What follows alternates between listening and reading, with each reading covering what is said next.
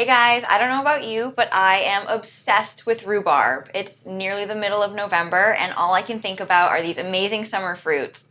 Lucky for us, they sell them frozen at the grocery store. So today, we're going to be making a strawberry rhubarb muffin recipe using frozen fruit because we don't always have fresh rhubarb around.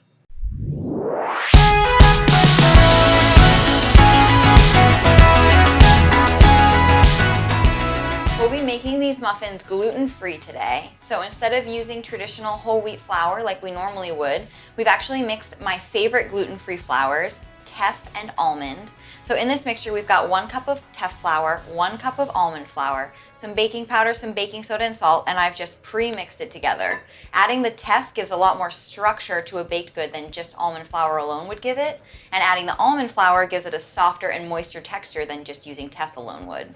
Teff is a really cool grain. If you haven't tried it before, it's actually an ancient African grain. So you can find it at your grocery store, but you may have to head to the health food store to find it. So we've got our dry ingredients all mixed up. So we're gonna go ahead and add our wet ingredients now. I've pre-mixed 1 cup of almond milk with a teaspoon of cider vinegar to help it slightly curdle. So we'll create a well in our dry ingredients and pour in our milk mixture.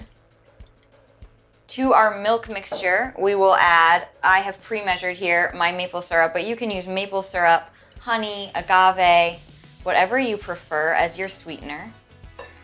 Scoop this in here, and we'll add our coconut oil to the mixture. It is soft, but it's not liquid.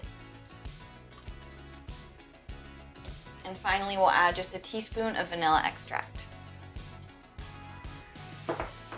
And we'll whisk that up. Because our coconut oil is just softened, you may opt to use beaters here, electric beaters, to make your whisking process a little faster. However, be careful doing that because muffin mix can be very easily overmixed and then get flat. So do your best to mix the mixture until it just comes together. Now that it's come together, we'll clean off our whisk and then add our fresh fruit. Or in this case, frozen fruit.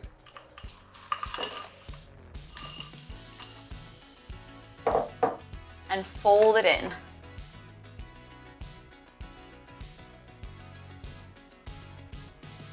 Once your mixture comes together, line a cupcake tin with liners.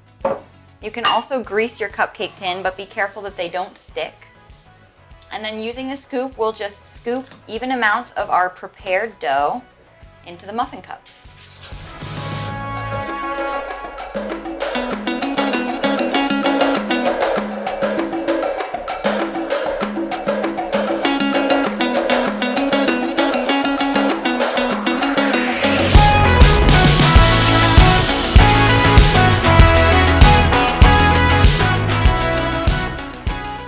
Little pro tip, when you fill your muffin cups, I actually like to keep them a little fuller than 2/3, which is generally the recommended amount for how full you fill them, because you get a higher muffin top and all that crunchy goodness on top, which I love.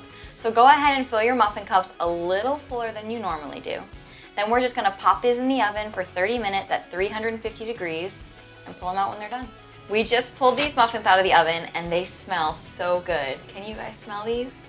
We're going to let them cool a little bit and then we'll break into them.